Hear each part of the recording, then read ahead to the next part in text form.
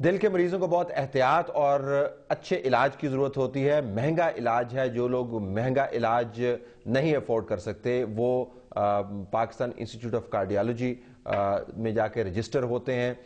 دوائیاں ان کو وہاں سے مفت ملتی ہیں. مفت دوائیاں یا بہت کم قیمت پر دوائیاں جو اویلیبل ہوتی ہیں ان کی کوالٹی کا ایشو ہمیشہ سے رہا ہے. لیکن اب جب 65 افراد کی ہلاکتوں کی وجہ وہ دوائیاں بتائی جا رہی ہیں جو سب سٹینڈرڈ ڈرگز کے زمرے میں آتی ہیں تو یہ ایک بہت بڑا نیشنل کرائسس بن چکا ہے. لیکن ہم اس کو پن ڈاؤن نہیں کر سکتے. سب لوگ پالیسی کی بات کرتے ہیں. میں اس پروگرام میں ذرا دیکھنا چاہوں گا کہ ذمہ داری پالیسی بنانے کی امپلیمنٹ کرنے کی کس کے پاس ہے. دوبارہ میں چاہوں گا ہمارے ساتھ مسز سید عباس علی شاہ صاحب موجود ہے. محترمہ یہ آپ کو میری آواز آ رہی ہے؟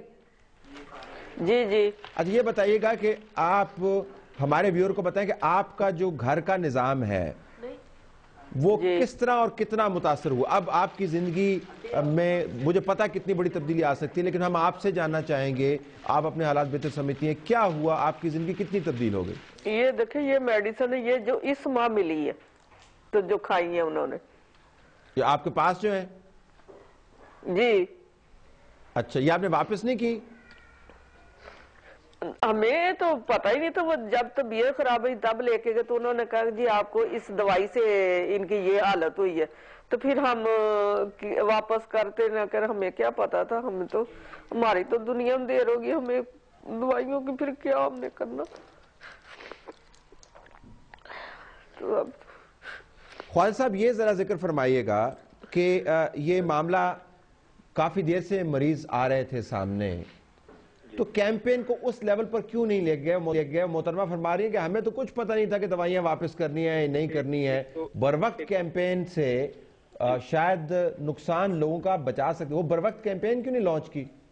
نہیں طلب ہے اس میں جو ابتدائی دن تھے اس میں کیونکہ میں پروفیسر سے رات کی ڈسکشن سنتا ہوں, کیونکہ پروفیشن یہ پورا میڈیکل سائنس کا معاملہ ہے, تو ان کی جو آرا اس میں سامنے آئی ہے وہ یہی کہہ رہی تھی ابتدا میں تو یہ پلیٹلیٹس کے لو تھے اس میں, تو ذہن میں تھا کہ شاید یہ ڈینگی کا کوئی آفٹر افیکٹ آ رہا ہے. لیکن چند دن بعد جا کے پتا لگا کہ یہ ڈینگی نہیں ہے, یہ کچھ اور ہے. لوگوں کو میدے میں پرابلم تھی, ہلکی پھلکی الٹیاں آئیں, کو ہلکی سی بلیڈنگ ہوئی, تو لگ رہا تھا کہ شاید ڈینگی جو ہے یہ ڈینگی ہیمریج یا کوئی اور ایسا پرابلم ہے.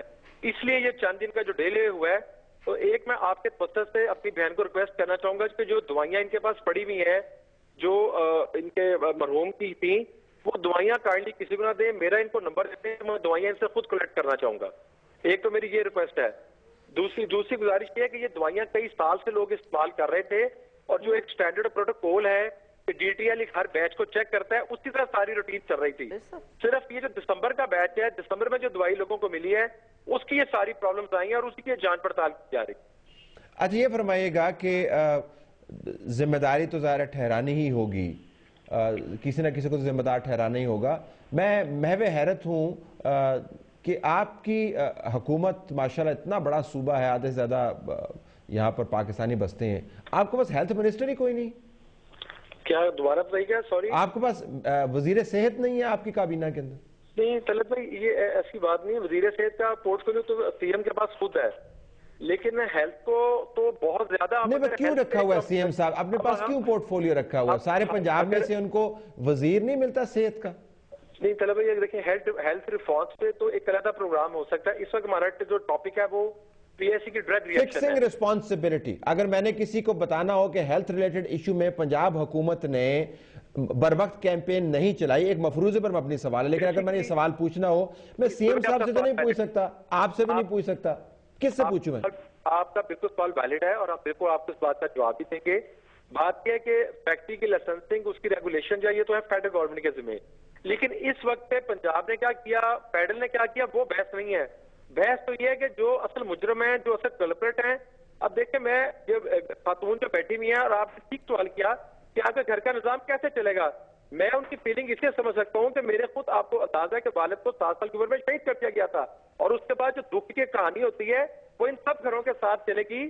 وہ 67 ہے, وہ 30 ہے, وہ جتنی بھی اموات ہیں, ایک بھی موت ہے وہ بہت بڑا نقصان ہے. اور جو لوگ ہسپتالوں میں اس وقت ہیں ان میں سے چند لوگ سیریس ہیں, باقی میں ماشاءاللہ کیور ہو رہے ہیں.